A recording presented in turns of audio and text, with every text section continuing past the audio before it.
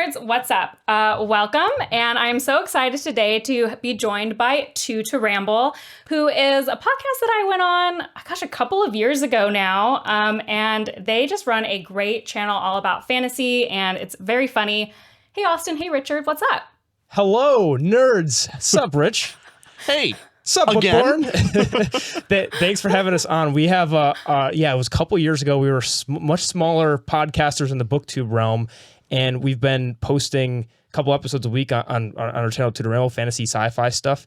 And Bookborn, who we finally met in person in Dragonsteel not too long ago, and now we are doing the ultimate comparison between Red Rising and Game of Thrones. Red Rising is what our channel is known for. Your two greatest loves. And now Game of Thrones, Bookborn's known for. What wins? We'll find out. But thank you for having us. Thanks so much. Yeah, thanks for coming on. Now, actually, this idea was birthed at Dragonsteel. So I'm glad you brought that up because we got to meet in person. That was fun. Dragonsteel was so fun, wasn't it? That was... I haven't gone to too many conventions, so take it with a grain of salt, but that was probably the best convention I've ever been to, just experience-wise. Best time. Yeah, I think the last convention I went to before that was like a Stargate SG-1 convention, so there was probably like 50 people total. That's fun in its own way. Yeah. Get to really know them. I mean, there's lore here on both sides. That's the thing. There's just lore. Because when I went onto your guys' channel, we did have like an altercation over Golden Sun. Altercation? I would call it a family blood feud that's lasted 2 years now. For people who weren't there, I dismantled Two to Ramble's entire philosophy on rating over Golden Sun. I'm glad that's my lasting legacy. If people don't understand, Bookborn broke down our rating system we worked on for like well over like a year, 2 years at that point. Thoroughly dismantled us, where we had to have conversations for days on end, reworking it, retooling it to actually make it better. And we have. You're welcome. We can't wait to talk to you later about the changes. Immensely appreciate, because the rating system we use now is like, we're like, oh, thank you, because it just makes our lives a lot easier, and it's so You're much welcome. better. Thank you. I'm glad that's my legacy. It is. It is. No, but what's... No, I was gonna say, everybody reminds us of that too. We still get comments to this day of that. What I'd say is bullying. You said altercation. I'd say you like literally put us in our place. Cyberbullying. Opened a new one. Yeah. Yes. Digital. I'll leave the link below so like other people who are new to it can decide for themselves and watch that video. It was a fun one. That was fun. But I think I don't know if I told you guys in that video, but I thought if I ever revisit Red Rising, I'd let you guys know. And then when we were at Dragonsteel, you had a bunch of patrons with you, and a couple of your patrons were huge A Song of Ice and Fire fans. And I got to chat with them for a little bit, and they were like, you need to convince Austin and Richard to read A Game of Thrones. Shout out, I think Curtis was a big proponent. He's a massive Game of Thrones fan. Also salty. Salty was pushing it hard. Yes. He was conspiring. I'm so excited for this. You finally read the trilogy. Yes. I did. What does that mean? So anyway, that's where the idea was. That's where I came up with it. And so I'm thanking your patrons for that, because I was like, you know what? I could force them to read it if I agreed to read Red Rising. So let's start with Red Rising. You guys love it. You are known for it. Yep. You guys, like, that's your thing, right? Oh, yeah. Him more so than me, but I love Red Rising, too. It's a real fun series. The only difference is I also obsess over book 1, which is notoriously, everyone says, the worst in the series. And I defend all of them. I almost stand with you, like Morningstar being worse than Red Rising. We'll get there. I'll agree with you on that one, but that's fine. We'll get there. So I guess we didn't say this. We're going to start with non-spoilers. So if anyone's here, we will warn you before we go into spoiler territory, just if you're here. But so my experience is, if you guys know, I read Red Rising and Golden Sun back in like 2018, and then just never got around to reading Morningstar. So it was like a soft series DNF. And this like blows people's minds that I could end Golden Sun and then just walk away. Mm-hmm. Yeah, it blew our minds. That seems like the wrong book to put it down. Like, I would understand it. You finish up book 1 and you're like, you know what, not the series for me, fine. But it was enough for you to continue on to book 2, and that's where you stopped? Without spoiling, why did you stop there? What made you stop back then? You know, I don't know, because I remember thinking back then I needed a break and I was going to get to book 3. And then it was just like I kept putting it off and putting it off and putting it off. And then it had been so long, I felt like, well, now how am I going to read it? Because it's been so long. But now I think I could articulate why better, maybe, that I had put it down. Okay. I haven't revealed to you guys what I thought. No, you haven't yet. No, you haven't. Are you ready? Are you ready for it? No. So I will say I reread the first 2. So I read all 3 because I wanted to really make sure, like, you know, I remembered. So I gave Red Rising a 4. The first book? Yes. So good score. So good score. I gave Golden Sun a 3.5. Okay. And I gave Morning Star a 2.5. Correct. So, correct score on Morning Star. Yes. But the first 2 is wild. First 2 are 5. Sorry, I'm projecting. Sorry. Okay. Why? Let's discuss. So it just got worse for you. Right? Wait, It you got love book 1 the worse. best? Yeah, and so here's the thing. I'm going to say this. I think objectively, Golden Sun is better written than Red Rising. Okay. Like from an objective viewpoint, Golden Sun is written better. It's just what I look for in a series. Like, Red Rising is the start. So even though it has flaws, and it had the same flaws I remembered it having the first time, it sets up so much interesting stuff. And then I want Golden Sun to do something with it. And instead, Pierce is like, but what if everything was an explosion? What if everything was a battle and we just ignored all this super great stuff I set up? And then Morningstar is like, what if we did that again, but worse? So I was mostly disappointed in the series. Like, I felt that it had so much potential. And for me as a character reader, it just like didn't quite deliver for me. I know you hate hearing this. Everybody hates hearing this. As someone who gave Red Rising Golden Sun 5 stars and then gave Morningstar a 2.25 stars. So I think you gave Morningstar a 2.25? Oh, yeah, I'll agree with you on the ending of the trilogy. However, I'm still a Red Rising series saga as the whole, like, the biggest fan because there's several books that are 5 stars for me. No, including the second half. Yes, that's what I was going to say is, I know you don't like to hear this, but everything you said there in the next books, in the next series, there's a reason that people look at the first trilogy and go like, oh, that feels more like, oh, explosions are young, and that it gets deeper. It becomes more space opera. Anyways, you had something, Rich. I don't want to bully pulpit. Yes, but also another caveat is we also both really didn't like Iron Gold. Oh yeah, that's also the very next book. Hated it. And then we liked it again. So, but she might like it more based on what she said. So, it's possible. Okay. Honestly, actually, you'd probably like it more than us. Let's get back to the central question you talked about here of what were the things set up in book 1? If we can talk about this without spoilers, I don't know how. But what was the setup stuff in book 1 that Golden Sun dropped for you? So I think we can talk about it. I will say, like, spoiler warning? I'll just say the character names. Well, no, I'll just say the character names. Okay, I just think there were some very interesting dynamics set up with Cassius, some very interesting character dynamics set up with Io, some very interesting dynamics with Severo. I think all of those things set up were actually, like, Red Rising on its own, I think, gets compared as derivative a lot because it does hold a lot of tropes that we've seen in a lot of other series. But where I think Pierce stands apart with the series is, like, he does actually make some pretty interesting character choices that I don't think you see a lot in some of the other similar stuff. But then when we get to Golden Sun, there's just no break to look into those relationships. Like, in fact, there's this one scene near the end with Lorne and Darrow. And it's like this amazing scene, and we can talk about it more. Like, it's everything I want. It's like two characters like hashing it out and talking about reality, and it ends so suddenly. I don't want to say more than that, but you're just like, oh, okay, we just couldn't like sit for a moment in what we wanted to do. And then Morningstar does the same thing, but also just has some very particular things I hate as a reader, particularly in the ending. And I wonder if you guys had a similar problem with something that happens in the ending.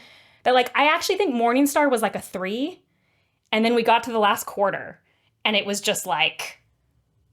If I'm not mistaken, you like nosedive. Morningstar much more, so you could probably give the other perspective on that, because I'm going to probably agree with Bookborn on... I don't hate the ending, but I'm a little disappointed by the ending. Okay. If that makes sense, or where like it was fine, but it wasn't knocked me out of the park. So Okay. I kind of agree with you that of the trilogy, it's my least favorite.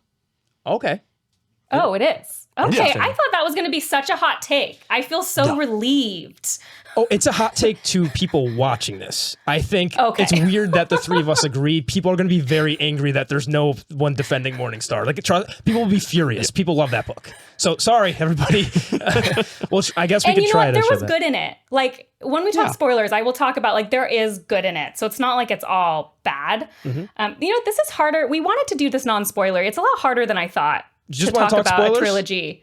Should we just talk spoilers? Anybody watching this at feel this like- point, Like, Yeah. just get into well, it. I'm going to put chapters in the bottom. So if you're like a Game of Thrones fan, you can just skip ahead to that part if you don't want spoilers. But if you haven't read Red Rising at this point, what are you doing? are you going to? You know what I mean? You might as well, Yes. you might as well just listen to spoilers. Yes. The funny thing about these books is Red Rising, I remembered so much about. Like when I was rereading it, I pretty much remembered everything that happened.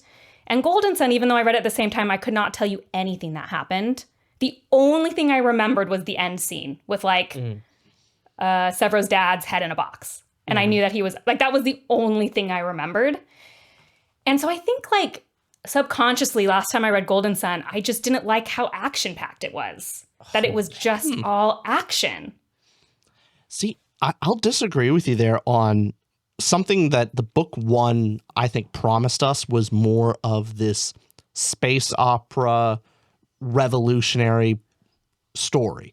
My favorite part of Red Rising is Darrow coming out of the ground and discovering that his whole world was a lie. He's going to have to infiltrate the Golds. He's going to throw this whole uprising. And all of that was incredibly interesting to me. And then we went into Hunger Games. Hunger Games in space was really fun, and I actually did enjoy it. But then I was reading it going, okay, when are we getting to the It's I don't know. derivative, for sure. the space opera thing? Like, I thought we were promised that. Then in Golden Sun, I was given basically everything I asked for in the beginning of book one, where we get the subterfuge for, Darrow trying to undermine the Gold, but he's still fighting their wars. All of the little politics playing through the color system was given to me in Golden Sun. And that's like the promise was delivered in that book. That's why but what was the promise Disagree. that The you were promise asking for? I mean, it's kind of similar to the same promise, though. Like, the promise was like, okay, so Darrow is like a red who's infiltrating the Golds. And then he's like, but I kind of like some of these Golds in Red Rising. Like, he's becoming friends with them. So I'm expecting in Golden Sun a lot of grappling with that issue. And especially at the beginning. See, here's the thing.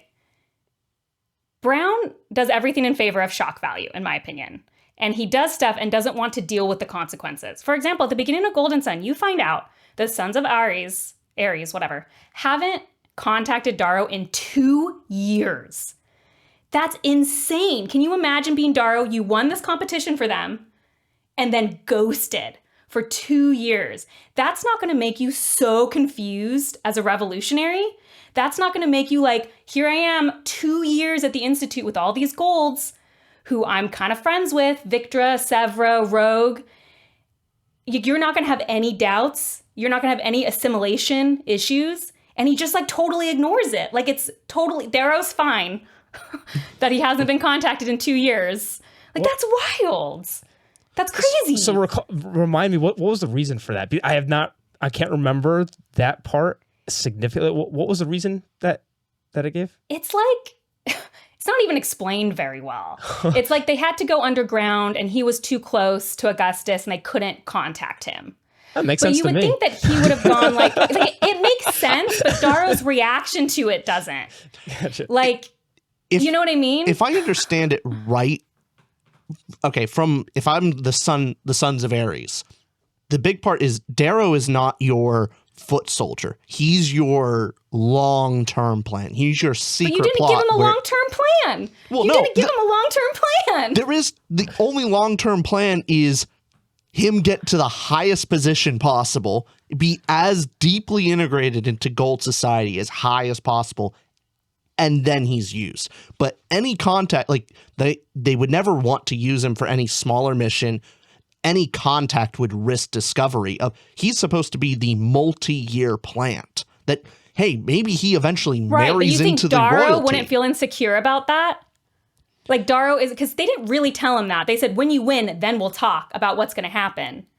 Because he even says at the end of Red Rising, he's like, hopefully they like that I got, like I decided to go with Augustus. Like, hopefully they're cool with that. Like, you don't think he would start feeling insecure? Like, he does. He says that. He's like, what's the plan? I don't know. And then it's like, oh, it's fine. We'll just ignore that I did that. I mean, partly, yeah, probably would. But like you mentioned before, he's becoming a little bit more, he's going native a little bit. He's starting to actually like his gold friends, going, oh, actually, not all these golds are terrible. It starts, now that is actually the risk. If I were the Sons of Ares, I would be more worried about hey, if we leave him alone too long, he may actually kind of like being a gold and forget where he came from. And Darrow kind of does, and it's never really addressed. I gotta say right now, Rich is my anger management translator because I'm so emotional behind this book. It's like I have to let you defend or else I'll look horrible. I'll be like, what do you mean it doesn't work for me? I want to see thank it. you for give it to I'm your anger translator. No, but that's what the YouTubers want. We want drama. I want to see the drama. Well, so you didn't like the promise that you felt was, okay, we're going to get more of the dynamic with the Sons of Ares and Darrow? Or? No. I don't really care that the Son of Ares weren't there. I think it's just the symptom of a problem that I see in Morningstar, which is that Pierce will just say something and then not really think through the ramifications of it. So I don't actually care that the Sons of Ares weren't there. Actually, when I first heard, because I didn't remember this, that Darrow hadn't been contacted in 2 years, I thought it was a brilliant plot point. I was like, oh, like, does that mean... what you said? Is that just because they don't want to get too close? Is it because they've literally broken down? Like, that's, oh, wow, what an interesting plot point. It's just that, like, it doesn't go anywhere. And that's worse than Morningstar. We can get there. We can get there later. We can still spoil Morningstar, though, right? We're doing all spoilers for the series? That's true. We do. Yeah, We're doing full spoilers at this point. So the beginning of Morningstar, let's talk about this. Okay, yeah. Darrow was kept in a table for 9 months. Don't get me started. With no light, no contact, no human interaction, no food except through a tube. And this is not addressed at all in the rest of the book. He is just fine. It's addressed like twice. My complaint to Rich... You're not going to have any pushback on that one. That's where my complaints start with Morningstar and Darrow's character coming out of that. This is where people are going to disagree a lot. But I wish somebody disagreed with one of us here. Because I think for Red Rising Golden Sun, we'll have some pushback to give you. But I will agree with the torture scenes with Darrow in Morningstar. I was so disappointed because I felt that Darrow's character for the first two, like this was the time to show that flaw of rage or that flaw of like thinking back to that time and not being able to overcome it as easily. Whereas what I did love about book 1 and 2, and maybe this was a character disconnect of like you were talking about the action scenes and like boom, boom explosions. I love Darrow's character and how intense, immediate, reactive, and rash he is. And how that can make him get into trouble. And hey, he solves a lot of those, could be rather easily, but he moves the plot. I love a character that's moving the plot, that has such agency. And then I so felt that moment of that moment of rage or some sort of more reflection would have happened. But whereas he kind of comes out and he has this spat with Severo, and it seems like he came out more stoic and sure of himself. I was like, wow, I did not expect him to be that 9 months of torture to be a reflective moment. Did that come across for you as well? Yeah, for Severo to be the one going crazy and rageful, and Darrow has to be the voice of reason. It's like the guy just got out of being tortured for 9 months. He should not be the voice of reason immediately. You would think Darrow comes back. He's full of rage. He is just being incredibly rash. He's almost breaking apart the group. And Severo comes in to be the voice of reason. That seems like the logical You position. read it more recently, too. So did you read into it that way, or how did you see it? Well, I want to say I agree with you about Golden Sun, actually, because, 3.5 actually isn't a very low rating for me. Like, I enjoy 3.5. Golden Sun, I do actually agree with you about Darrow's character in Golden Sun. I do love how rash he is, and I do even like, in some ways, the frantic pace of Golden Sun, because, like you said, Richard, it's the space opera. It's like time for the revolution. So I think there would be like a lot of fast moving. It's almost like I just wish there was like 50 more pages where interspersed we had a little bit more self-reflection with that. It's not like I want Golden Sun to change. It's like I just want some stuff added on. Basically, if that you makes want sense. more of those scenes of like Darrow and Mustang, and Darrow finally admitting to Mustang that he's a red. Like that interpersonal moment, need more of those type of things. Him seeing his mom. Yes, and like his mom, the scene with his mom is like excellent. It makes me tear I up. wish it just like it's like 2 pages though. That's my point. Like it could have been 15 pages. Like why 2 pages? Because this was my thing with EO. His mom says the most fascinating thing, which was like, EO wasn't right for you. You saw EO through like these rose-colored glasses. And I was like, wow, I don't remember that. I wonder if there's going to be this grand exploration about how Darrow has put her on such a pedestal. And actually what she did was kind of rude. Like she chose for you. She forced you into this like being a martyr.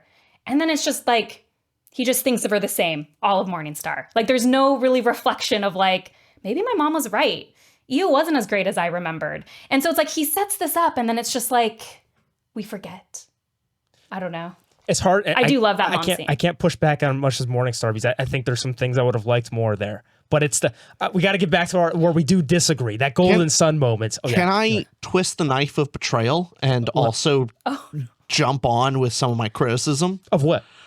With Darrow's character. Golden Sun? And it includes Golden Sun. All right, I'm ready. I expected this. 1 on 2. I'm sorry, Here we and then go. we'll circle back to the Severo question because I realized you asked and I did not answer that. But you go first. But this is something that bothered me through most of the first trilogy. Is it is constantly told at us that Darrow is a rageful character, and that's his like big fatal flaw is his rage, which to me as a reader, I never saw it as an actual problem. It's the only time maybe you see his rage being a problem is him killing Cassius's brother in the first book. Julian. He did that out of rage. What choice did he have? But what choice did he have? You don't have too many, like, you need a moment of his failure because of his rage, where it is an actual Darrow doesn't issue. fail. He never fails. You're both His wrong. rage is a benefit. It's never a flaw. And so when I'm told, oh yeah, Darrow, you need to get your rage under control. Why? Well, Why does he need to do that? It's never a problem for him. You too. Booker, do you want to add on to that? Here, add on to the bullying. Go ahead. What else you guys got? The character Throw that it we're at me. constantly told, oh, he has so much rage. He's so rageful. He's tortured for 9 months in a cave alone, fed through a tube like a hamster. You already know I and agree he with that comes point. out just hunky dory. Like I'm a little crunchy. Let me ask you this. I'll loosen it up, but I'm okay. What'd you have more fun time reading, Red Rising or Game of Thrones? I had a lot more fun with Red Rising. I just wanted to sneak that in there to poison your image for a second. Yeah. You friggin' hypocrite. Okay, so before you add on before I go because I'm getting perturbed. Go ahead. So, I mean, I think Brown does have a problem with telling versus showing when it comes to character moments. And I think that's why the character moments all fell flat for me. It's because he tells us things constantly that aren't shown. So I think the same thing is with the rage. And actually, the rage thing was one of the reasons I had a huge problem with the end of Morningstar. We can talk about it later. When Mustang makes a huge point of like, I had to hide your child from you because you're too rageful. And I'm like, so inappropriate. Like where? Like you didn't convince me that that's true. And like you said with Severo, the idea of Severo getting used to being the leader and then Darrow comes back and that tension, I thought was really interesting. But again, it gets solved in a single chapter. Like everything gets solved too quickly. So it's the same thing. Like he's in a box and I mean, 9 months. Guys, I would have given it to Pierce Brown if he said a week. I would have even given it to Pierce if he gave me like 3 weeks. Darrow's made of tough stuff, but 9 months. I need that to sink in. Do you guys realize? Look, Bookborn, I know you guys he's don't a care, hell diver. A hell diver has no fear. A hell diver can take it. This is We just went through a global pandemic where people who could talk to people, but just from home and didn't have physical interaction for like 2 months, are still having psychological effects 5 years later. Anyway, I think hey, on the 9-month torture, we're on the same page, okay? I know. We're on the same page there. But you tell me, Austin, you tell us how Darrow's rage has ever gotten him in actual serious trouble. Here's what I think about the first 2 books specifically. It's the focus on what was the character message in book 1 and what was it in book 2. In book 1, it's not necessarily solving or tackling every facet of his character flaws. Book 1, what I saw the theme was his leadership and how he was not a good leader.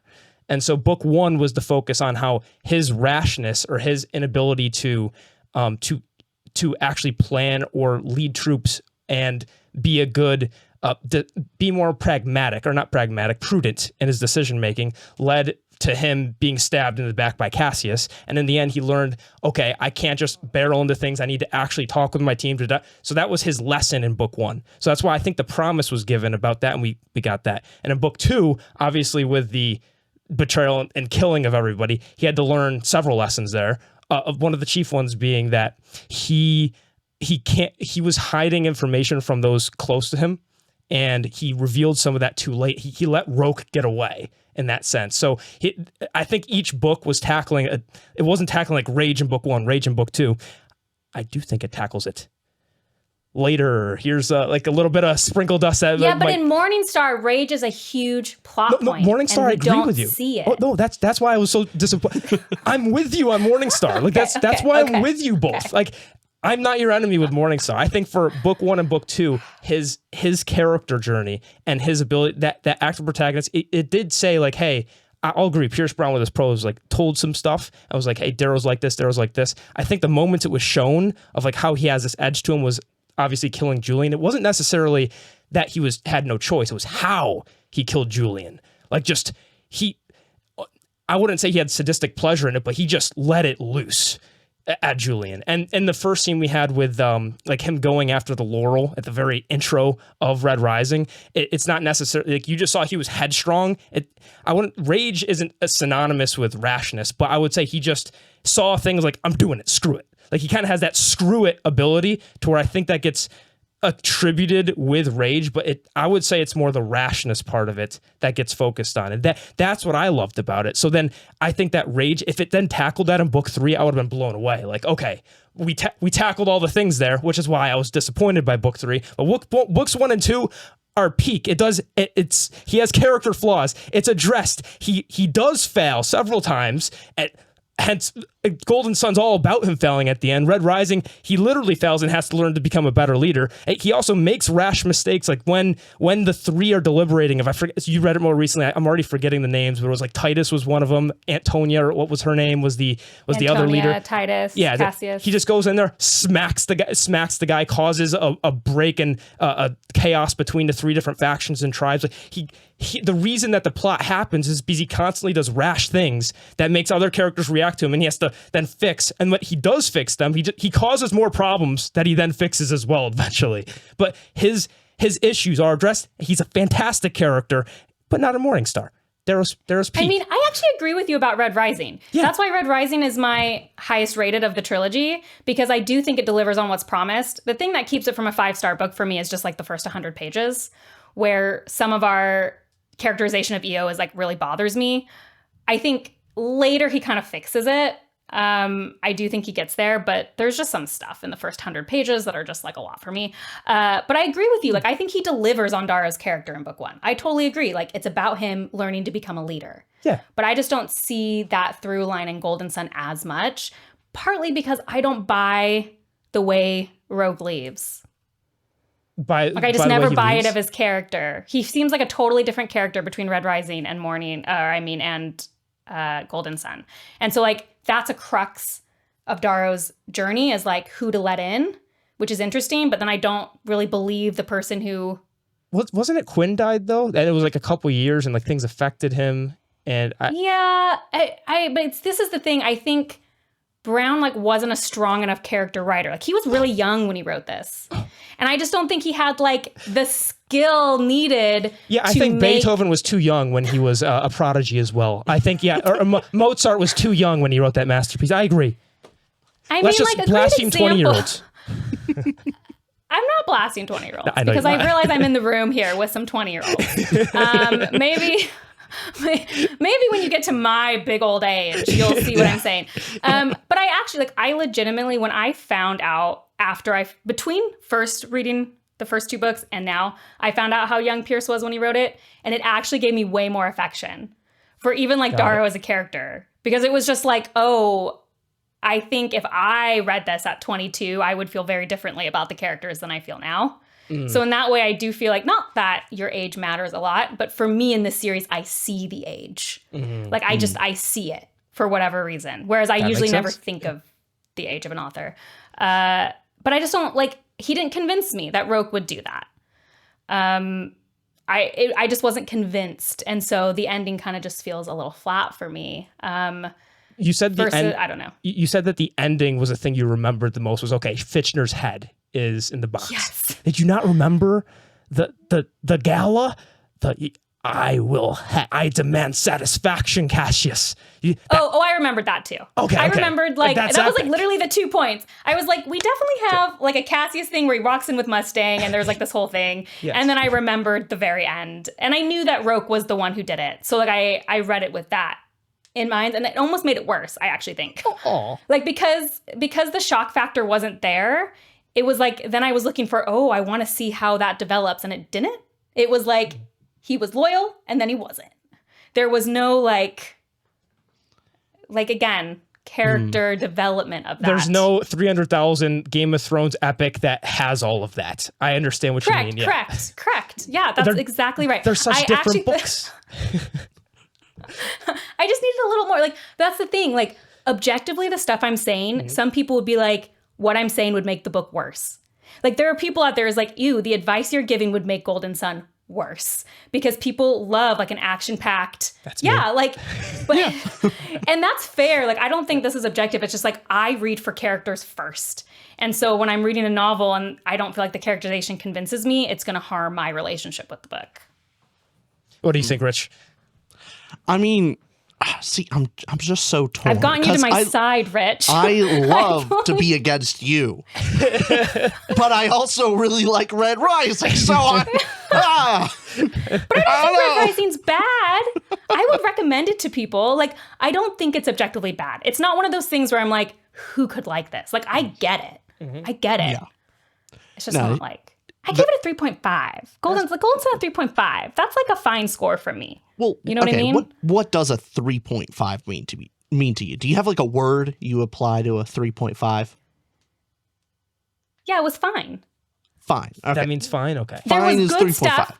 There was. It's a 3.5. So there was good stuff, but it fell short. Okay. That's what a 3.5 means. There was good stuff and it fell short. Got it. Where a 4 is like good stuff. Good. It landed. The plane Red Rising landed. is Nothing good. particularly wrong. Okay. There's some stuff that's not a 5, but it's good. Solid. It's good. Okay. Okay. Interesting. We'll discuss your rating system here We'll later. change your ratings. We'll change it later. That It's mine fine. is 100% subjective, so it doesn't matter. Yeah, we factored that in. It's okay. We have your solution. It's fine. We'll provide it. But what I'm hearing is this reread for you was not horrible. Like you read it. No, I mean I enjoyed it. Okay. But Morningstar was the one new book you hadn't read, and you were disappointed by that. So that's where it kind of the new thing was. It was like I should have stopped. I thought I actually made the right choice the first time. Like being done with Golden Sun was the right choice. Like, here's the thing. With all the stuff you've said, you actually may like Iron Gold a lot more than us. Mm-hmm. I mean, strongly unfortunately, possible. the few people who knew my rating, who I was talking to about this, they were all like, sounds like you'd like the second trilogy. And I'm like, shut up. Like, but they all have I been knew saying you'd that. hate I'm like, hearing shut that, up. I'm not because everyone's reading going to tell you books. that. Yeah. But it is true. But it is true. It is very true. Especially if you're talking about that age of Pierce Brown as a writer. The latter trilogy will be quad. Who knows if it's going to be 4 or 5 books? He's still deciding on Red God. But that portion seems like an older writer. Yeah. I mean, I've heard that from a lot of people. Yeah. It's definitely true. More experience. Yes. Yeah. Writer. Do you typically like it? Did you love the Hunger Games at all? Yeah, I was a huge Hunger Games fan. Okay, Again, so that didn't turn you off of it. Yeah. Yeah, no. I was a huge Hunger Games fan back in the day. I do think like Red Rising is usually considered adult. I thought it did read a little YA, just mostly because of the lack of like consequences, like I talked about. I feel like that kind of moving on quickly tends to be more found in YA novels. So I think it hovers the line for me, like Mistborn, where it's like I definitely wouldn't call it YA, but it's also not like quite to me solidly an adult either. There needs to be a term for that because there's a lot of books that fit that Well, it's category. called new adult, Oh, but okay. I hate that name. So new adult usually is used for books that are like young kids, but lots of sex or lots of swearing. That's usually what new adult means. Okay. Huh. It's not like that. Have you read Blood Over Brayhaven? Yeah. Would you like? Is that in the category of Red Rising, but where it's like it's got the you put it best like the trappings like you would consider academia, like you think Harry Potter, so it has the YA tropes, but it is not why it's it has intense stuff. I would call that adult probably, but it's the same. I agree. It's like that same weird kind of nebulous limbo spot. If the subject matter was toned down, it would be a YA book. Yes. But thematically, it the can't setting, but it goes the there. themes, the tropes, all of it screams YA. But then you actually reach into the subject matter. It's the same thing with like the Poppy War. Structured, it feels like it could be YA, but it's definitely not. Definitely not. Very much not. Similar with God, I'm thinking there's so many books like that where that's actually we need somewhat fun. Should we coin a term? What do we got? Anything other than new adult? Because I don't like that either. Yeah, it can't be new adult. That's new adult. Or maybe it just doesn't matter. Do you know what I mean? Like maybe we put too much stock in those labels. But we like labels. Labels are fun. That's what we get to the put on Rambler rating system. TM. Hey nerds! Like you say that's your label. slogan. That's your. You have stickers that say "Hey nerds." I'm known for just being like middle ground. Like, why do we need a label? You know what I mean? Labels help us express what we are thinking.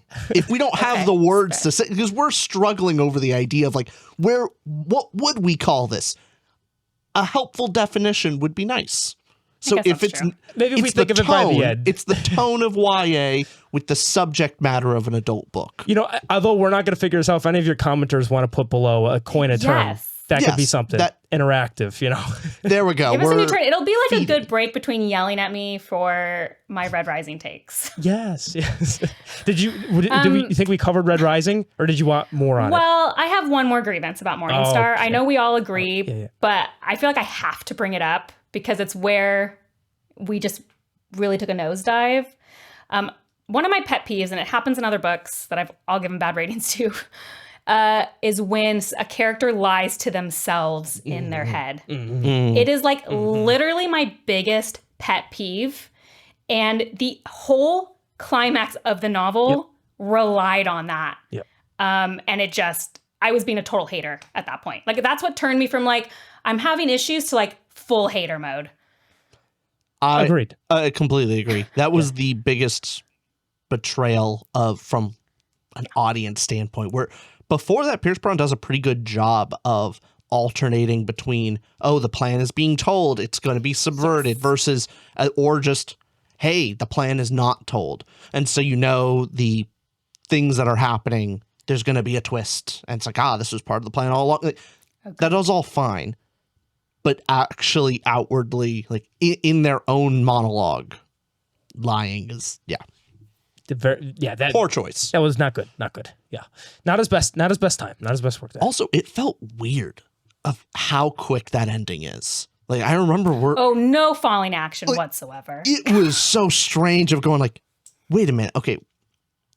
we only got like 50 pages left. How are we going to topple that's the the Empire worst at this part. point? And I'm like, That's we're the not worst there. part is it doesn't even work because it happens. And I was like, weird. That doesn't seem like something Cassius would do, which is a point to Pierce Brown because it means he wrote Cassius' character well enough that it pinged for me. That seemed weird.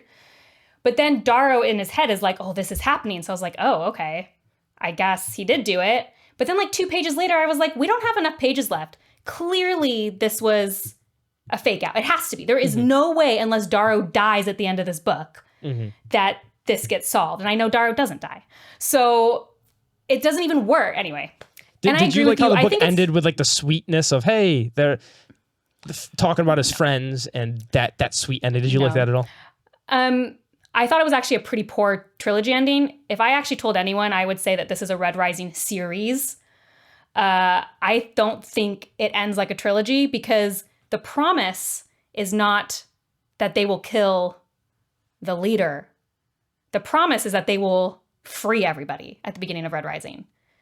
And that doesn't happen at the end of the trilogy at all. And so to me, it seems like the end of an important ending in the book, but to me, it seems like there should be continuation. Yeah. Now there are. Yeah. So like that's fine, but Yeah, I think it's weird that we call it a Red Rising trilogy. It seems to me that it is just like a series. Does that make sense?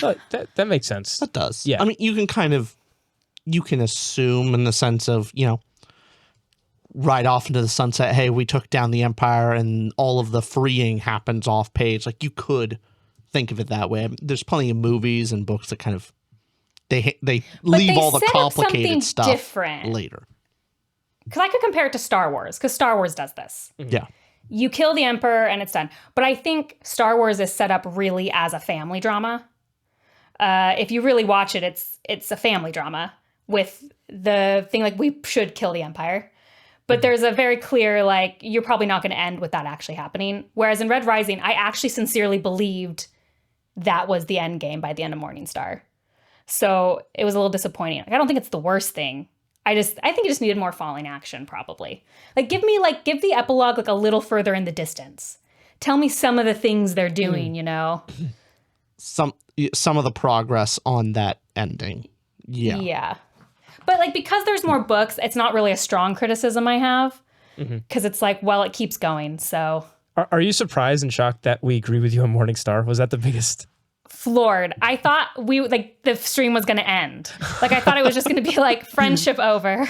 No, we agree on that. It's just, I think the biggest takeaway thing we'll probably disagree with the most. Obviously, people will disagree with us on Morningstar, but the Golden Sun below Red Rising, that's a hot take. That's a hot take in the community. One. Yeah. That is I know. spicy. And I'm ready for it. I understand why, though. You explained your thoughts well enough to where I get it. And especially, you are right about Golden Sun being action. That is what it is. And the things you were given, you wanted more time and mull over things and a reprieve, which even with the 2-page reprieve with the mom or with Mustang and Mom, etc., which I loved. But I guess that's where Game of Thrones comes in. That's where your 5-star. I'm assuming you gave it a 5-star. Did you have anything else for Red Rising? Or? Well, I was just gonna say, I want to be clear. Golden Sun, I think, is a better written book. Okay. Like, I just think, like, objectively, I think objectively it's better written and it's way less derivative than Red Rising. So, like, to me, totally get it. That was totally subjectively what I wanted out of the book versus the book he was writing, which I think is, like, very different. Yeah. So. Yeah. Yeah. Sure. That was it. But okay, so we're still friends after this. It doesn't sound like we're going to be friends after the next section. I don't know. We'll see. Let's talk A Game of Thrones. Do you guys want to start with your relationship, not with the book, but with the property in general? Because I read it really recently. I'm sure you guys know. I was not planning on reading it, and now I'm weirdly known for it. Because you are not very much into the, I shouldn't, grimdark the wrong word, just violence and... Yeah, when the show came out, everyone talked about how, like, graphic it was, both in violence and especially sexual violence, which is something I really just don't enjoy. So I just felt like book series is not going to be for me. It wasn't a judgment, but I've never seen the show. Wasn't gonna read the books. What got you to? Sorry, you asked us first, but what I'm just curious. What got you to read it though? I need to know the hook. So my really good friend, Yeah. Kyle from Read by Kyle, Yes. that is his like magnet opus, like favorite book of all time. And he slowly for like years was just like, will you trust me? Will you trust me? It's not what you think. And so I read it for his birthday, actually. I did it as a surprise. He didn't know I was reading it. I read it as a birthday gift, expecting to dislike it and just be done with it. And then here we are. Wow. But I gave it a 4.5 because I do think some of the things were founded. I do think there's some stuff in the first book that I don't like how it's handled personally, but it's so good it doesn't matter. So I did give it a 4.5. But on my reread, I gave it 10 stars out of 5. So it just, you know what I mean? On your reread, got it. On the reread, it got 10 stars. On the first read, it got 4.5. I had to dock it for that issue. Do you want to take this away first or me? You go first. What is your relationship with Game of Thrones? My relationship with Game of Thrones is after season 5 came out, it was enough in the zeitgeist and enough in popular culture where I heard about Game of Thrones. It's like, okay, I think it was, this ages me or puts me in a young bracket for you, I guess, Bookborn, but I think I was in high school still when season 5 was out. And so I was like senior in high school or something like that, senior, junior in high school. I forget exactly what, but I remember it was either finals or midterms. And instead of studying, I went, okay, I'm just going to watch episode 1 of Game of Thrones. I came back after that weekend of midterms or finals or whatever. It had to be midterms because it was going back into class. Came back after that midterm, so like a week period, having binged the 5 seasons. Just going, this story's stressing me out, Austin. Why didn't past you study? Why did you? This is very stressful. What is this terrible decision? You were a senior in high school. Maybe junior, but I think the That's lesson even of the worse. story, You because have to get into college. Stories are more important than grades, kiddos. You see where he ended up. If He's you wanna, a YouTuber now. I'm a YouTuber. Let's influence you to do horrible things with your life. So I was watching the show. Don't put me in this block. Don't put me in this block. You're in that I block. went to school. Guys, study. You're an influencer, Bookborn. That's what you Wow. are. Embrace It's it. horrible. I know we hate your recent horrible. videos talking about how much we hate that term, like booktubers hate that term, influencer. Oh, yeah. But we do influence people to buy books, as you were saying too. It's I know. different coinage, but Devastating. again, hey, we could coin a different term and make it popular. You can That's why- change the label. Change the label. We can Bookborn. be influencers as long as we're influencing people to study. Stay in school, study, make good choices. I'm influencing people to watch great shows and read great literature. And I think if you take away studying just for a little bit and watch Game of Thrones. Now, what I did during that midterms time, watched it, came back to school, that was my personality. I was telling everybody in class, like, watch the show, especially after watching the 5 seasons when it was just peak and everything was made. Season 5 was my least favorite of the bunch when it came out, but just incredible. And so I was there watching as the episodes dropped with season 6, 7, 8, so I was up to date there. Obviously, we were in Europe at the time because it was our junior year of college. This is in 2019, I believe, when season 8 came out. We were, and just to hear from your perspective, because I know you saw the room and the vibe. Because season 8 was dropping. I think it was episode 4 was coming out at the time we were in Europe. And do you remember that? Oh yeah, you were like that episode dropped, and you were in the. We're all going like, hey, we're gonna go out. We're gonna go hit up a restaurant here. You coming? And you're like, no, and you stayed in your room to watch Game of Thrones. Episode dropped. Eventually, we come back, and you were just you were so angry. You were the worst energy to be around the rest of the trip. We were in a taxi in Barcelona. Did I brought it up? Yeah, no, he brought it up to the taxi driver in Barcelona. No, that's a little wrong. Here's what we're in the taxi. And after I've been complaining like about this episode that dropped, and our other friend Justin, who was in the bunk below me, because we were in like a hostel in I forget where, like wherever we were in Europe, we were in a hostel, and Justin below me says, "Yeah, man, you were watching the show above me in the bunk, and you just kept going, what? What? What? Like constantly." And so that's from his perspective. That's all I was saying. He's like, what were you doing? I was like, oh, yeah. And so we get into a taxi or Uber that night, and this Uber driver is going like, hey, did you guys watch Game of Thrones? The episode pissed me off, or said something in an accent. I think we were in like I'm pretty sure Barcelona. Maybe, and so he said that, and then you just see the energy in me go, I hated it too. And then obviously Rich and everybody was annoyed. And I said, okay, I'm sorry this is taking so long to explain a simple story, but in my college dorm as well, I had 3 flags from the Starks, Targaryens, Baratheons. I was Game of Thrones nerding out because of the show. And I came back from that trip, took the flags down. I don't know where they are. I just said, Mom, put them in storage, or I threw them out. They're gone, away. And I never looked back. I was devastated. So devastated that I just went, like, I don't think I can ever even read these books. I can't even explain how much I was attached to these characters, to where my favorite thing ever, my favorite movies were Lord of the Rings, and Game of Thrones had a chance to dethrone that for me. I was like, this is the best thing. And I already know season 7 had its issues, but season 8, I was like, maybe. Anyways, that is my history with before Game of Thrones, you reaching out and say, hey, read this book. So, Rich. Okay. Well, my history is... You gotta match the energy of that story. So I need you to prepare yourself. All right. My history of Game of Thrones is never watched the show. Europe trip. I never watched the show. I didn't have cable. And so, but everyone around me keeps on, Game of Thrones, gotta watch Game of Thrones, gotta watch Game of Thrones. And it got so much to the point, like, screw you guys. No, I don't want to watch it. Everyone keeps talking about it. I don't want to watch it. People kept annoying me about it, and I never watched it. And then people just keep talking about it. I get a bunch of spoilers on deaths. It comes up in YouTube clips. I hear people, like, in Reddit when I was looking through Wheel of Times. I've thought, oh, that's interesting. And I see a YouTube clip and I go, oh, why was that?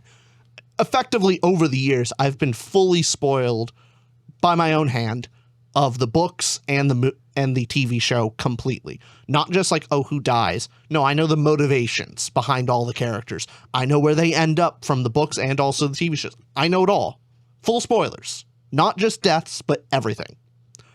And then I'm reading the books, and because Bookborn, you made me read it, and I didn't want to. This was I have the weirdest opinion here, and I know my opinion should be heavily discounted. I did not have a good time.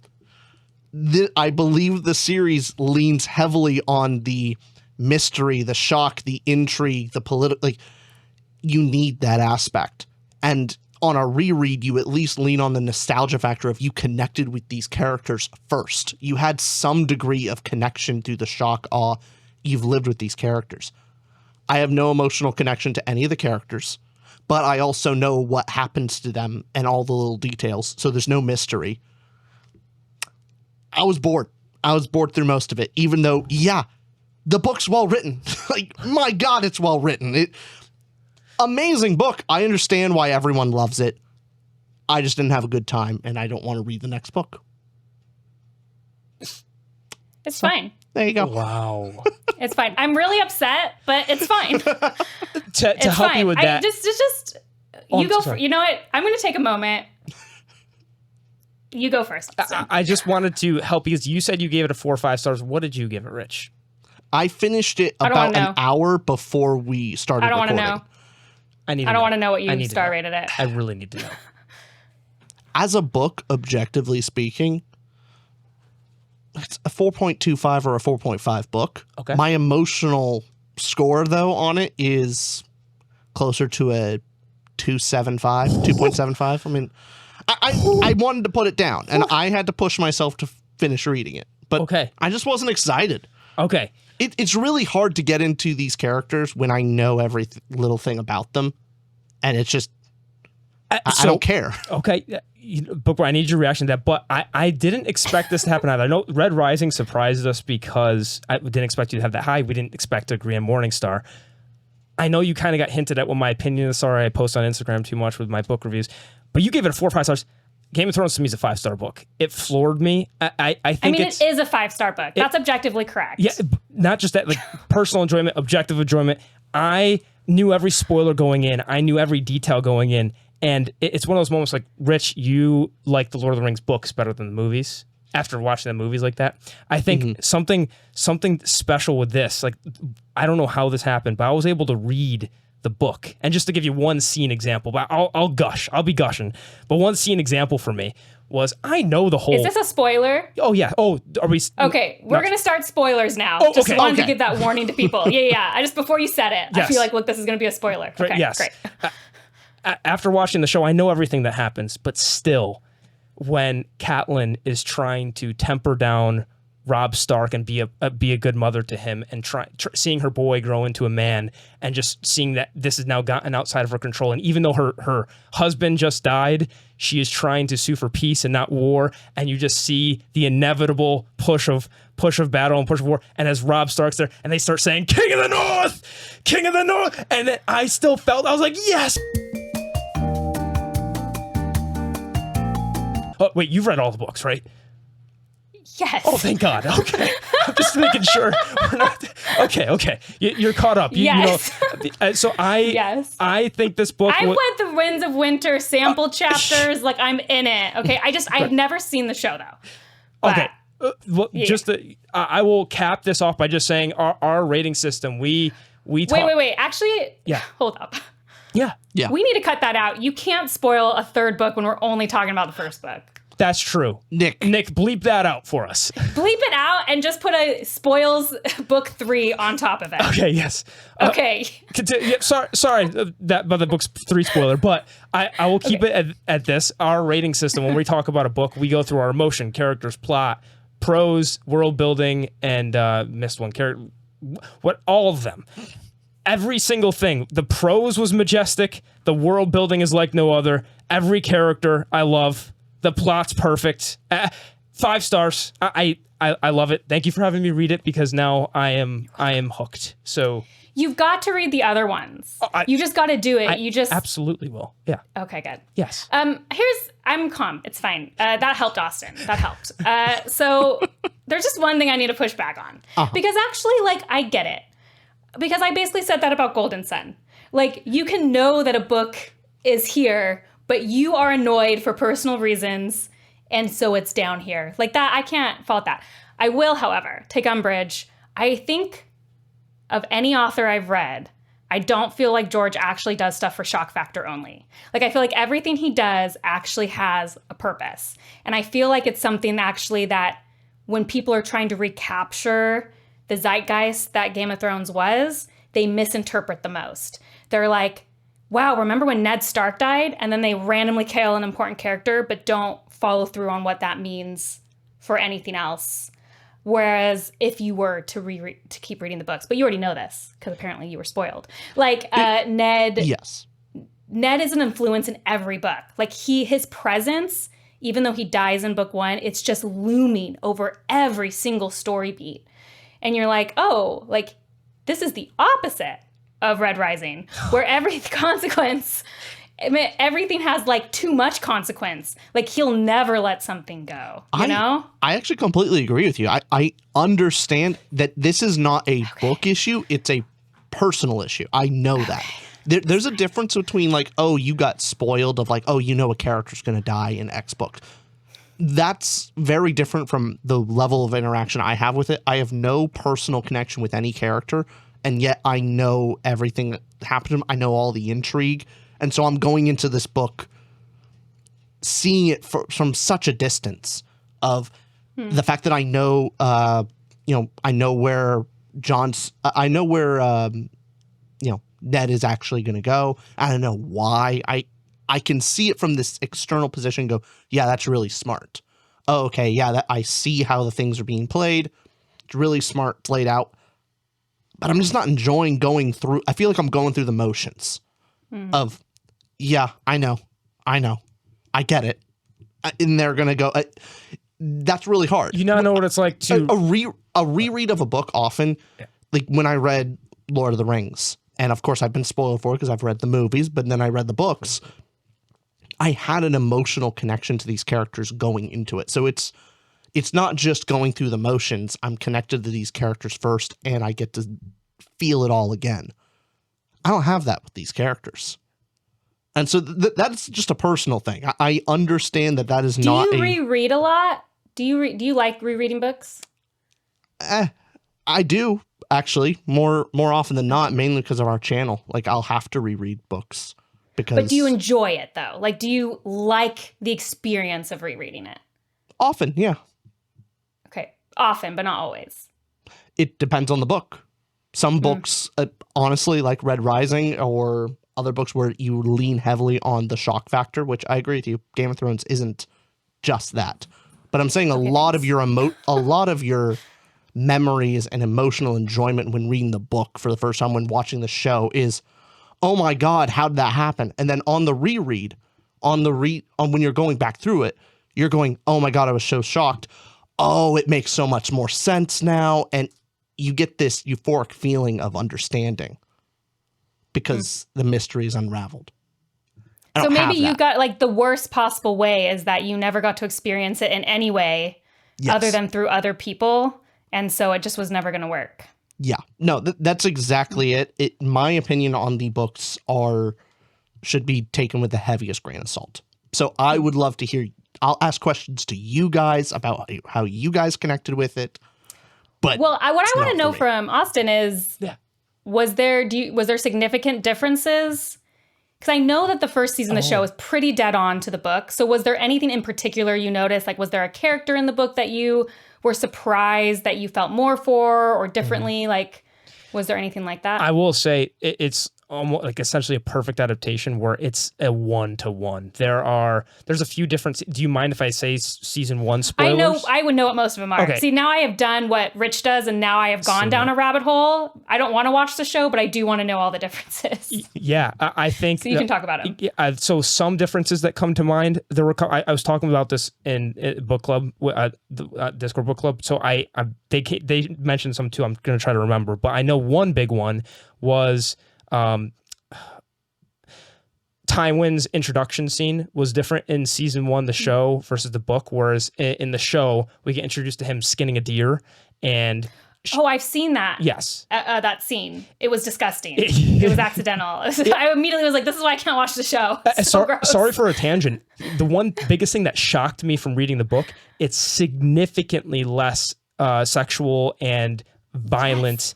As the show and that's is. why Kyle told me to read it. He was like, the show ups all the graphicness. Like, the book actually isn't very graphic. I mean, it's a little bit, but you have scenes, it's a little bit, but that was a very shocking thing. It's a lot of grim stuff that is mentioned, talked about, but it is not focused in on for the sake of the violence. It's just for you to be aware that it's happening, but it doesn't, shine a light on it. Yes, like all the stuff with like Daenerys Targaryen is in the show pretty brutal. In the book, it's still all that stuff still happens, but it is not shown in a way that is as bad as other things I've read. Like, it's not shown for the nature. I mean, they of don't linger violence. on it. Yeah, it's happening, but they don't linger a ton. I will say I heard that the wedding night is very different in the show for Dany and Drago. Because in the book, even though she's tiny, she's 14, so obviously it's not consent, it is written in a nicer way, whereas supposedly in the show, it's like straight up assault. So if I'm remembering from the show, it definitely came across like Stockholm Syndrome-esque in a way. Like the show, was more violent than the book, and there was like a slight cut to black in the book as well. So like the scene that I think we're talking about, like it's bad. It's bad, but I just don't feel like it's as violent. Yeah, because the show, like obviously you could see it, and they keep on it. So the book, we're talking about the scene where like they were saying yes, no, like that scene with Caldra, yes, that cuts to black, whereas the show definitely shows more. Yeah. Well, the book doesn't. They also cut age to her black. up in the show though, which helps. What's that? Oh, yeah. The book doesn't particularly cut to black, but it does go through the whole thing. You definitely can get a vibe of like Stockholm Syndrome from it, but the way it's written, it's not obvious that it is completely Stockholm Syndrome. There does seem to be like Dany feels that she is in control. Yes. Mm-hmm. As a reader, we recognize that she's like 13. Mm-hmm. Yeah. So that's not what's happening, but it's also just a coping mechanism where like, what else can she do? She either accepts her situation or makes it worse. So she's in no grand position. Exactly. She takes the best option she can emotionally. Yeah, and obviously this is a book and show that explores like children, but also incest and all things that 21st century morals are morals. Well, obviously not okay, but in the world, it's like, oh, to them, this is normal in the Game of Thrones world, like as far as Lannisters and Targaryens and incest. So all that sort of stuff, like when Dany's going through it, like she's too young as well, so she doesn't think in her head or speak to the reader, going like, look how wrong this is. So it's up to the reader to go and be like, oh. So that I guess that's another layer of this where the world building in this is insane. Sorry to go on these tangents, but you were asking about the. Oh no, I'm happy listening to this tangent. Yeah, if you're talking, it's fine. But you're asking differences between the book and the show again. Another one was, I think, Catelyn and her father. I don't remember that being in the show. That's the scene at the end with her father was not in the show, if I'm remembering correctly. Well, and Catelyn supposedly told Ned not to go. Whereas in the book, she tells Ned he has to go be the hand. Yes, yes. It's a very interesting change. Oh my God. I didn't pick up on that. So that is the case. Yeah. But what I about told you, I researched this stuff. Yeah, nice. Every change makes me mad. I haven't even watched the show. Okay, yes, you're in the book. She did push him to go. Yes, that makes sense. Okay, but yeah, for you having this experience of, why did you say 4.5 stars? What was your complaint about it? What was the thing that could have been better? I did think that George relied on sexual assault as a plot point a little too much in the first novel. And that was my big worry going in. And then it was a little bit met. However, once I read the rest of the series and really realized that all of those scenes really had a purpose, then on the reread, I was able to be like, actually, it might have been my own. Like, I get that so much in fantasy, especially older fantasy, where that's just thrown in as like any old plot point.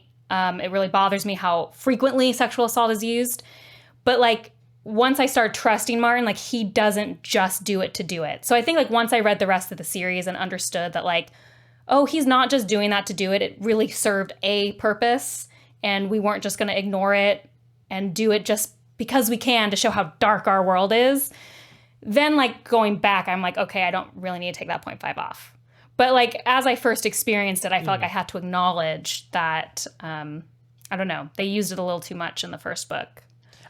Rich and I just talked about this too, where we're talking about shows and other media that just shows violence for violence sake. Like, just shows it to show it. When, look how deep we are, being gruesome, and look how edgy we're being. But then that's all it is. There's no substance to it. Like, sure, I guess if you want to watch something just for the sake of you like that emotion it gives you, but that's a complaint we often have, where I just don't. I think Game of Thrones, I agree with you. Since I also knew the context of the show, I just knew going in that there's like, I knew there was a purpose to it. So that never hit in my head, at least. Oh, like even the Dothraki, which are the more like the most sexually violent group out of the entire Westeros, Essos area. That at the very least what we get in book one.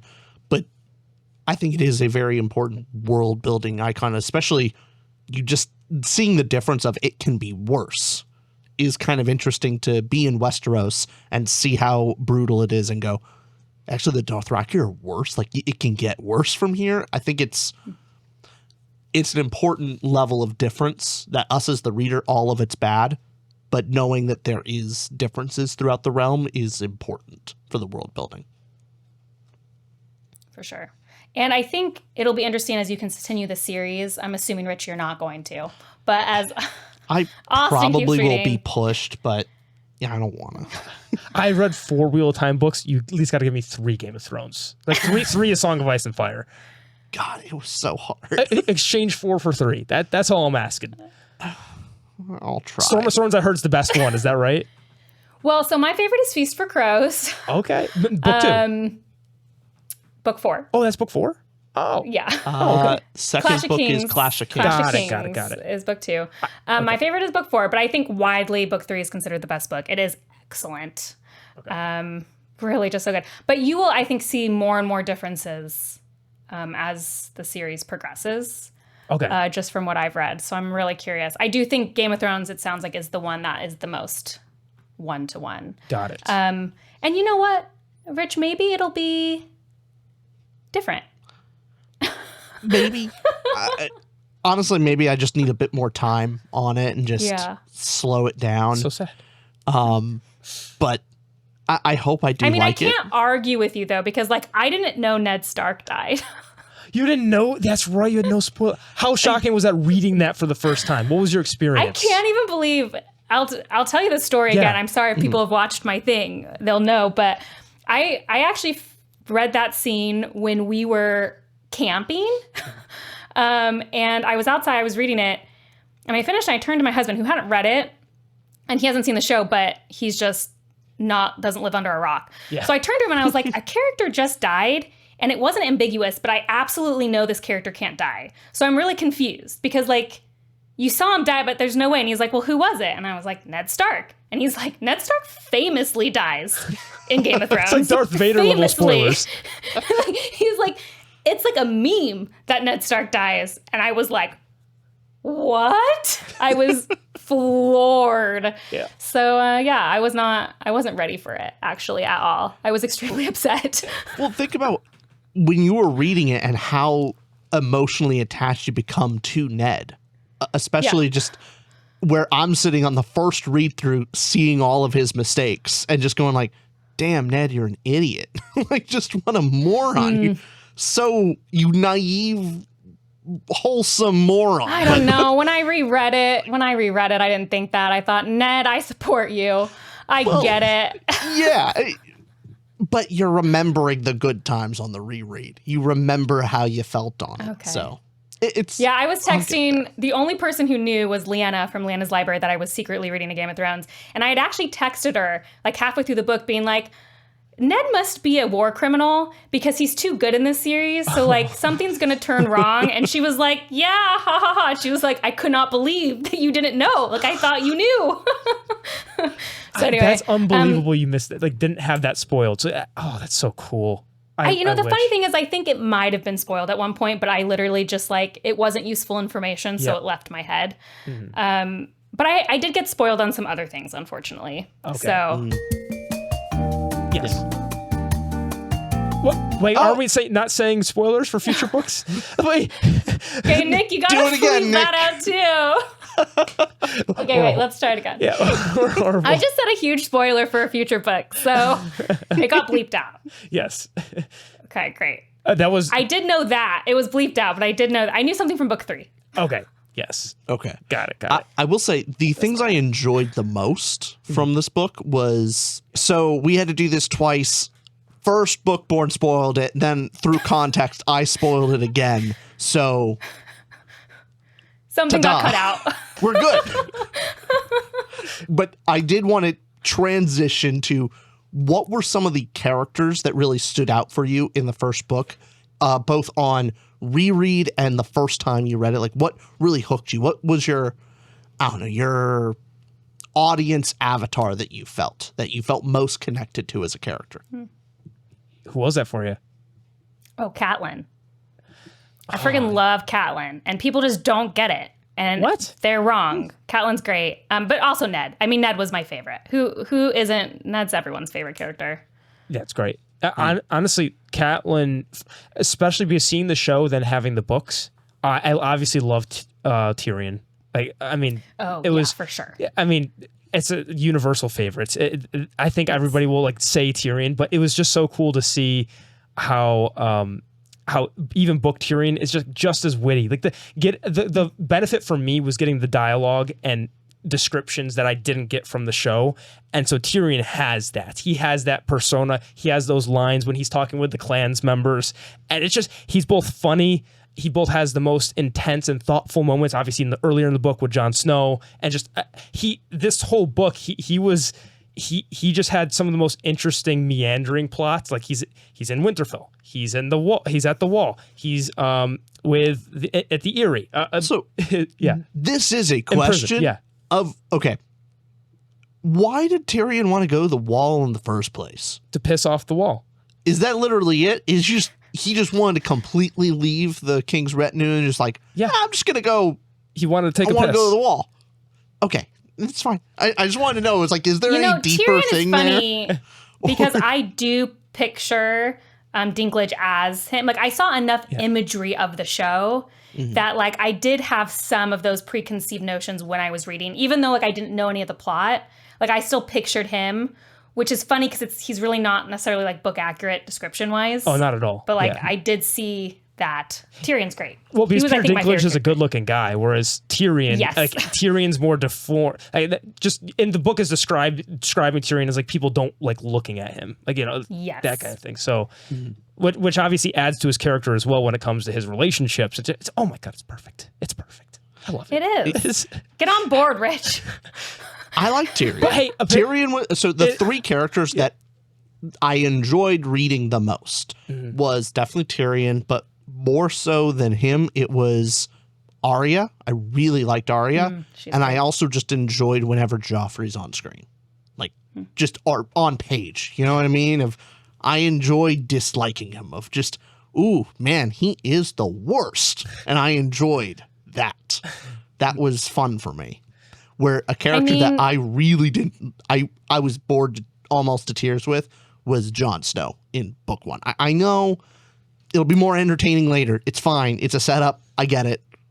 I was bored to tears with Rich, him in this book is your one. best opinion because the fandom goes goo goo gaga over Jon Snow and he's fine. It'll be fine. I know it'll get there. And now our watch begins, though. And now our watch begins. He goes there and then he like tries something. I know. He Jon does the is thing. fine in a Game of Thrones. I am totally with you. All right. In a Game of Thrones, we he's can agree fine. on that one. But no, Yes. for me, Arya was the most fun. I loved her personality. I liked just her dynamic with her family. A little bit of I love her relationship with Jon Snow. It just felt the most authentic family. And I love just her scampering off through King's Landing, just kind of being this weird wild child. She was fun. I enjoyed her POV the most in the book. Nate. So that was my biggest enjoyment. Then, of course, always you get that first book energy of, the Lannisters, they just suck. They're all terrible. All of them are awful. They're the Tyrion. villains.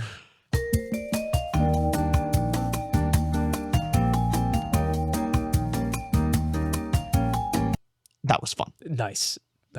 I just I'll give a Tyrion, Catelyn. I'm with you. Catelyn, top tier. I loved. Yes. I She can't believe honestly- you're on my side No, in this. she Everyone listen to this in my comment section. No, she might be number one. She had the most compelling story in this entire book. It was incredible because she right off the gate, Catelyn and her relationship with Jon Snow is the most, like, you see a wonderful, like, objectively pretty wonderful mother, how much she cares for her kids, and then like this interesting dynamic, and then you see that flip switched with Jon in the picture, and she is just vindictive, cruel, and you see this just dark side of it, like, and that's early on in the book, and that's pretty enjoyable. You also to see how it from affects her. Jon from his perspective of like that's why he goes to the wall, and that's I think probably one of the more impactful scenes is Jon having this moment with Bran trying to say goodbye to his brother,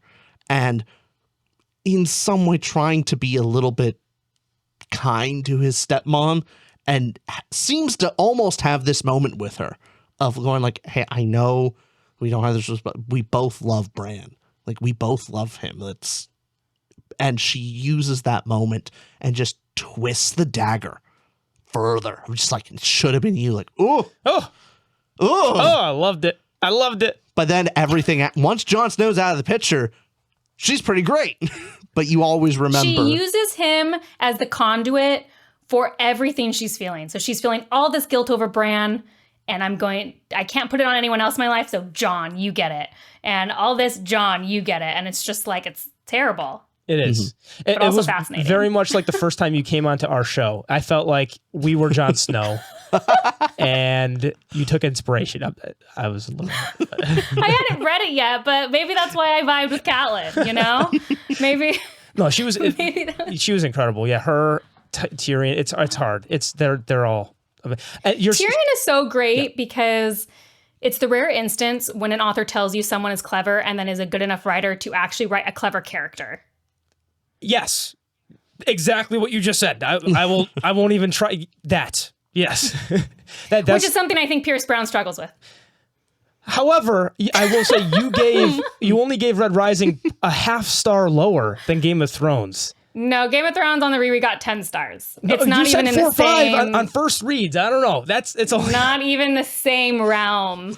I should clarify. This is a Red Rising versus Game of Thrones video, right? I didn't even enjoy Game of Thrones, and yeah, objectively speaking, it's way better. You said than you were going Red to defend Rising. Red Rising. What happened? Yeah, that is true. But I wanted to twist the knife. It isn't a versus what video. Position twist the knife? It's not a for? versus. It was just I'm going to force you to read something I like, and you're going to force me to read something you like. We don't have to pit them together. Now, objectively, obviously, A Song of Ice and Fire wins. If we were to do that. I think we have to. Okay, here's our lesson from two 20-year-old guys who don't know what we're talking about. Of labels are good and versus is great. You know, you need to have having versus. Okay. That's why I like Red Rising, because it's like, oh, Darrow versus red versus gold. Good. My brain comprehends that. Game of Thrones. Political drama? No. There's too much. Too much. So are you calling yourself dumb? Yes. Yeah. Yes. Yeah. Oh, okay. That's exactly it. But if looking at these two books, am I the only one that gives these 2 5 stars? Both? Yeah. Okay. Yes. I mean, I gave A Game of Thrones 10 stars. You can't do that. Okay, fine. You can do that. We need to talk about rating systems again. But okay, if you give that 10 stars, is that your best favorite series of all time? Favorite books of all time? Nothing tops it. A Song of Ice and Fire has moved to position 2. I think Stormlight Archive beats it out just a little bit because of it's just a little more hopeful. Whereas as it stands right now, A Song of Ice and Fire. She loves book 5. We're not doing that. We're not doing that we're here. not doing that here. Wait. We're not doing that here. I think book 5, to be clear, I think book 5 had a lot of problems, but because we ended up in such a good spot, I was more forgiving of it on my rating. If those problems continue, I will not be as kind. I have said that before. So if book 6 has the same problems, even after book 5, I'm still, because it's the hopeful thing. Like, if we see the end of A Song of Ice and Fire, I might eat my words. Yeah. But where A Song of Ice and Fire ends is a little bit of a downer. Do you think we will see the end? But no, I mean, it's one of my favorite series of all time. What? Do you think we will see the end, or have you given up? Yeah, I think the fandom's I went into it not thinking we'd have an ending. Like, I made peace with that. But no, I think A Song of Ice and Fire is the best written thing I've ever read. And it is super influential for me. One of my favorite things of all time. So, yeah. And that's how you feel about Red Rising, isn't it, though, Austin? It is. Sorry. I had something in my throat. No, Red Rising for me is one of my favorites of all time, but it's hard to say because I mean, Game of Thrones is going to be up there. Song of Ice and Fire is going to be up there. For me, it's also individual books in the series. As you can tell from my Morningstar take, like it's Red Rising, Golden Sun, and Dark Age are like 5-star books for me in the series. And because this is what you think of real time, just as a series, I look at it, some of its parts of, there's several books that are my favorites. And so I elevate the series and ignore the ones I didn't like as just like. For sure. I mean, I'm a Wheel of Time fan. Like, I'm a huge Wheel of Time fan. That's very accurate. Yeah. Like, you know what I mean? Yeah. And I think even Stormlight. So like book 5 was not as strong as the first 4 books for me, but like as a whole so far, it's still so high that like it wasn't enough to drop it. Like I said, if those problems continue, we might have a different discussion, but that's 10 years away. Who knows how that went? Yeah, because I mean, we're with you. Of like the first 3 books for me are 5 stars in Stormlight, and then obviously I also loved Rhythm of War though. I liked so that it, was my one thing. I loved Rhythm of War. I liked it more on a reread, which was I enjoyed it more on that reread, which I thought was strange. But I still think Oathbringer was that for me. So see, I struggled with Oathbringer on a first read, not like bad, but it was only like 4 stars, and then on a reread, I loved Oathbringer. Awesome. What was the reread? What did it? Without spoilers, of course. I guess what spoilers? No spoilers. Yeah. There's a plot in Oathbringer that takes a really long time when some characters are stuck someplace. Yep. Mm-hmm. And on the first read, I think I was just so wanting to know what happened. I couldn't appreciate what we were building. Mm-hmm. But once I knew the ending, then when I reread it, I I understand what we're building. Yep. I think I took that energy into Rhythm of War, but I think that happens with Rhythm of War with people. Like, it gets so in the weeds. I think on a first read, it can be really difficult. But when you reread, I don't know. We're so off topic. How did we Red Rising versus We're A Song of Ice and influencing Fire you. versus Stormlight. We need verses. We need to make this influencery. Yeah, and you gotta to have a capture people's great attention. thumbnail and just, yeah. Oh, I'll put verses in the thumbnail. Yeah, there we go. Ooh, I got it. Less young adult. Less young adult. I don't like it. Nope. You mean less Badly. adult? No, Less. the label he wants to use for Less. LYA. I know. So shouldn't it be less adult? It's not less YA. Oh, because well, I'll be younger. Old OYA, older young adult. All right, we'll scrap that. We'll let the commenters figure that out. we'll All right. workshop it. Yeah, let's. got a workshop. I'm gonna take a step back on that one. Okay. Okay, what was the thing that initially? What was the aspect of Game of Thrones that knocked it down a little bit for you on the first read? Was it only the sexual violence on the initials? Literally the only thing. Only thing. That was it. There weren't That was any it. characters. I was making a plot. statement. Okay. I was making a statement because I really loved it. In fact, the funniest thing is I don't usually read a lot digitally, but I started it digitally because I thought I wasn't going to like it. So whatever. And you see, like, it takes me a while to read it, but it's time stamped every time I was marking things. And all of a sudden you see, it took me like a week to read the first 50 pages. And then it's like 3 days and I'm on page 500. And then I've abandoned it because I bought the original book in paperback because I wanted to finish it so quickly. Awesome. So no, I loved it. Oh, I finished. I don't do this. I'm not a fast reader, but I finished the book in like 3-4 days. I was that into it. Like I just barreled through. And you knew what was happening too, Oh yeah, yeah, which is even crazier. yeah. I hate spoilers. I avoid them at all costs, and I think that just speaks to. Oh yeah, that was our first actual altercation. I forgot. Yes. Yeah, That- you that don't is where it care started. as much, or like Yeah. it matters, but it clearly I just matters don't think more. it ruins the experience is all. But that Ned Stark reveal, how crazy was that to get the first reaction of that? I mean, it was crazy. well, I'm not here- saying it doesn't matter. I'm Here's the just thing, saying it's I could have degrees. still liked it, even if I had known, is all I'm saying.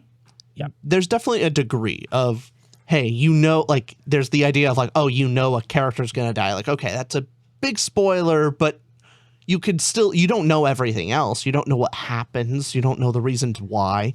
But then if you I know think it's everything, actually a sign of maybe a better book for me personally than a worse book is if a death being spoiled ruins the entire book, it's probably not like a super well written novel because there should be some interest in how you get there. Oh yeah. Not always, but I think it can be a factor.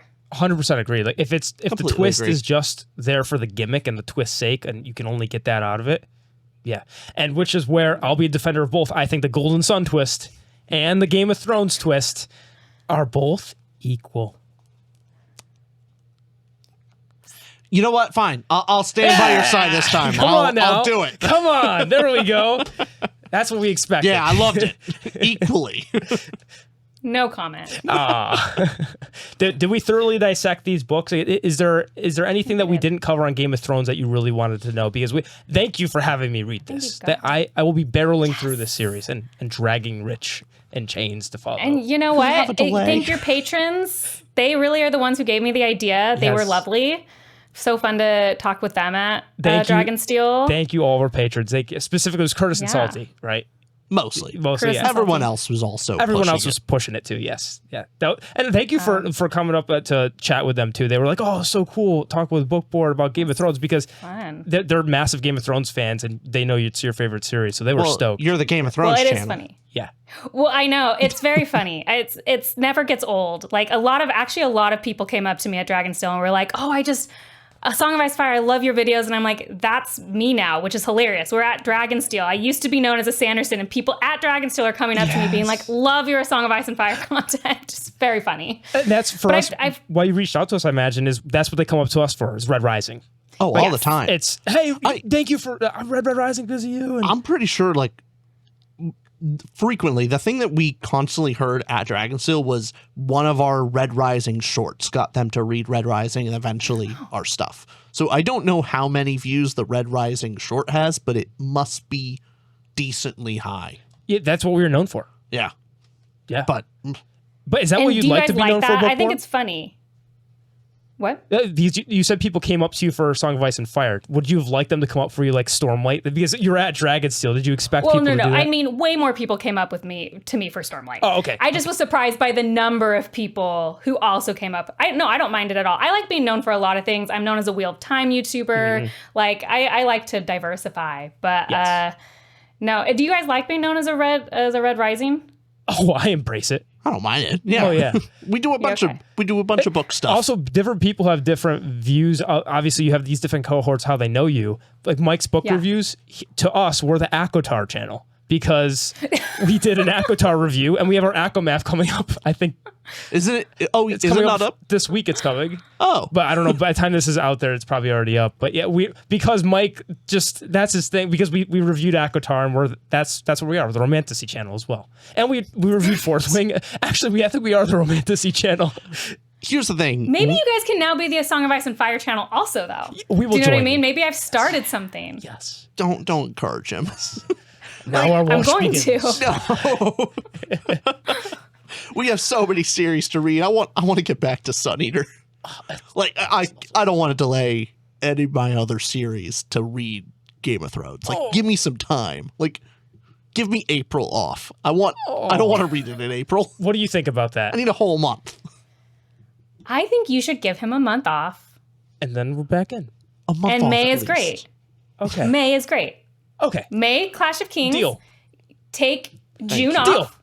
July, Storm of Swords. And then by the time you read Storm of Swords in July, you're going to be so into it, Rich, that you're going to be like, we need to start immediately with Feast for Crows. I hope so. I honestly think I need to maybe slow down to read it and just physically read it. Don't Get do rid audio. of your hate.